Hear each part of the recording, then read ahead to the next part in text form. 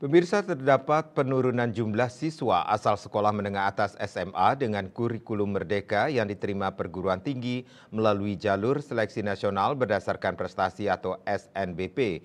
Menurut Perhimpunan Pendidikan dan Guru P2G, data ini berdasarkan angket yang disebarkan ke sekolah penggerak jenjang SMA yang ikut SNBP.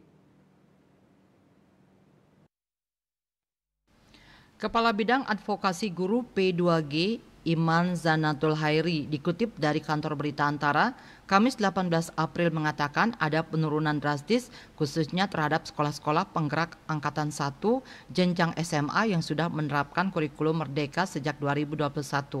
Jumlah SMA sekolah penggerak Angkatan 1 yang sudah menerapkan kurikulum merdeka sejak 2021 adalah sebanyak 381 SMA secara nasional.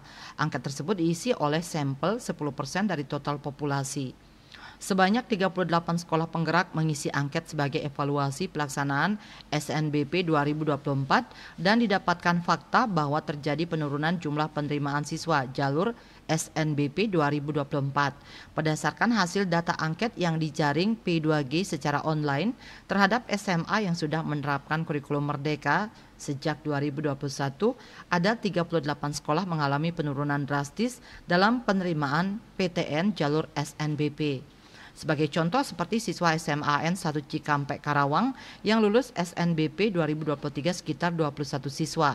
Namun terjadi penurunan drastis dalam SNBP 2024 yakni hanya 3 siswa. Kemudian SMAN 1 Wonosari Gunung Kidul pada SNBP 2023 berhasil meluluskan sekitar 46 siswa. Namun turun drastis pada SNBP 2024 yaitu hanya 16 siswa yang lulus masuk perguruan tinggi negeri PTN. Sebagai informasi, Kementerian Pendidikan Kebudayaan Riset dan Teknologi Kemendikbudristek menetapkan kurikulum merdeka menjadi kurikulum nasional mulai tahun ini.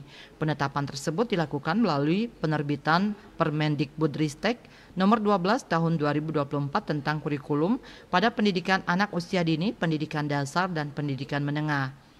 Menteri Pendidikan Kebudayaan Riset dan Teknologi Nadiem Makarim menjelaskan implementasi kurikulum merdeka telah mampu meningkatkan skor numerasi satuan pendidikan baik di daerah terluar, tertinggal, dan terdepan 3T maupun non 3T. KMB Bali Pos melaporkan.